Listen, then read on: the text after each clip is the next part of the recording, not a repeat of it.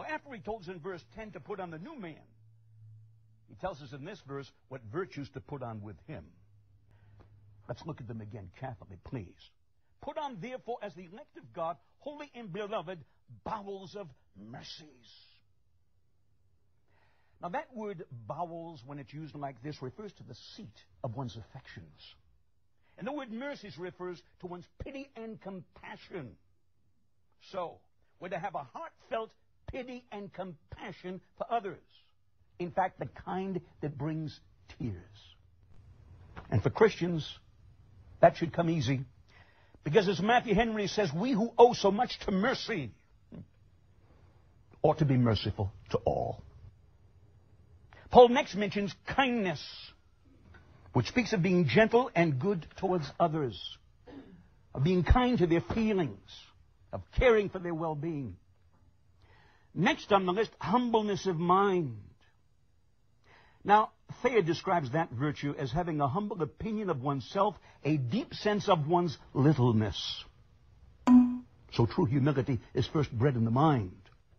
Next, Paul mentions meekness, which kind of brings the former two together in one. Kindness and humbleness of mind.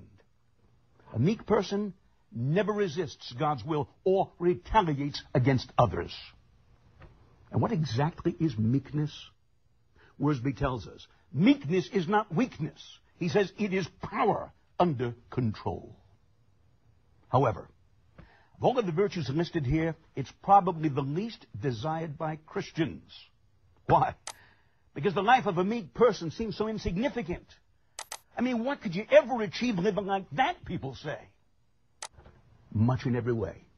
To these humble few, Jesus made one of the greatest promises of all. Do you remember it? Blessed are the meek, for they shall inherit the earth. All right, lastly, Paul mentions long-suffering, which of course is a virtue that prevents us from losing the others. It means patience, forbearance. When we possess it, we can endure any hardship and at the same time maintain our character in Christ. Right, there's a very wonderful secondary lesson to be learned from this verse. Well, the church today, think about this, places the emphasis on talent, skill, intellect, motivation, a competitive spirit. Those qualities that tend to divide brethren. The church back then placed its emphasis on bowels of mercies, kindness, humbleness of mind, meekness, long-suffering. Those qualities that tend to bring brethren together. Let's look at verse 13. Forbearing one another and forgiving one another. If any man have a quarrel against any, even as Christ forgave you, so also do ye. All right, Paul tells us here, notice, that Christians are to be found forbearing one another, or enduring one another in times of static or disagreement. In other words, they're to bear each other's shortcomings and be tolerant. And what's more, Paul says, and forgiving one another. And how can forgiveness best be defined? When wronged. It's the act of pardoning rather than taking revenge. A young boy, when asked what forgiveness was, gave this very beautiful answer. He said this: it is the odor, he said, that flowers breathe when they are trampled upon. And as you know, people in their sins are so much easier to manage once they are forgiven. And after they are, both they and we, like the flowers, have the opportunity to recover ourselves. Paul continues, if any man have a quarrel against any, and yes, even Christians have quarrels, but they're never to continue. They're to be resolved. And what's more, notice carefully, even as Christ forgave you of so much and so often, so also do ye. And by so doing, become like him. And please notice carefully the wording here. It doesn't merely say, because Christ forgave you, so also do ye, but as Christ forgave you. In other words, to the extent Jesus forgave us completely and unconditionally, so also do ye. Brethren, listen, when you hurt someone, what do you need the most? for that person to forgive you, don't you? Well, when they hurt you, that's what they need the most too, for you to forgive them. If sin isn't met with forgiveness, it will be with vindictiveness. While that mentality might suit the streets, it doesn't suit the church. You say, but if you knew what this person did to me, you know I can never forgive them. Listen, we probably all have someone like that in our life. That impossible person who's almost impossible to forgive. And you know why they're in our life? So we can learn to forgive. Listen to this story. An editor by the name of Paul E. Tan records the following. During the Korean War, a South Korean Christian, a civilian, was arrested by the communists and ordered shot. But when the young communist leader learned that the prisoner was in charge of an orphanage caring for small children, he decided to spare him and kill his son instead.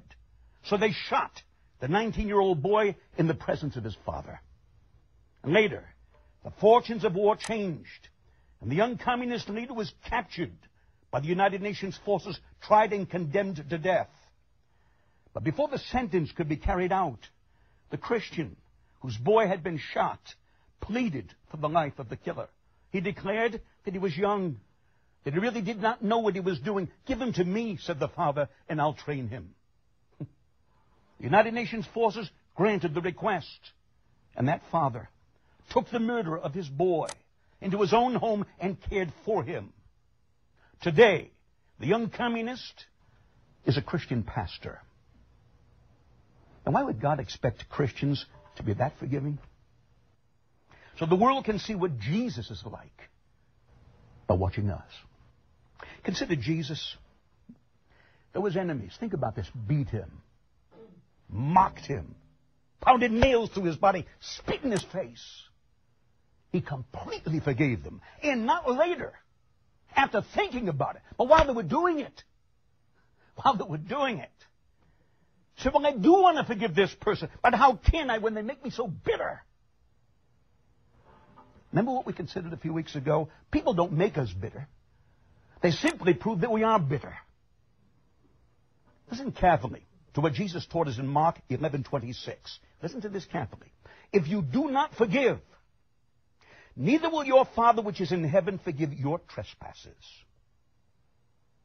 Do you know what that tells me? That heaven is going to be made up of those who were forgiven and who forgave. Brother, don't ever allow anybody, please listen to me, to do anything so bad to you, you can't forgive them. When we have the opportunity to forgive, let's realize that it's our turn to do for someone else what we need God to do for us so often. All right, before we move on to verse number 14, I want you to hear how Mark 11:26 reads in an NIV. And I'm going to ask Brother Peter if you'll read this for us, okay? I've got the page marked. It's Mark 11:26. Now, I want you to hear one more time how it reads in the King James Version. This is important. Here's how it reads again in the King James Version. If you do not forgive, neither will your Father which is in heaven forgive your trespasses. How does the NIV read, Brother Peter? What is it, 11:26? Yeah, 11:26. There's no 11:26. The verse isn't there. Imagine that. A verse as crucial to our life as Mark 11:26 has been completely edited out of the NIV, as it is in all modern translations of the Bible. The entire verse is gone. And listen, they also removed the number. They went from 25 to 27. The number of the verse and the verse has disappeared. All right. What's going to enable us to become everything that verses 12 and 13 tell us to become to others? Merciful, kind, humble, meek, long-suffering, forbearing, and forgiving.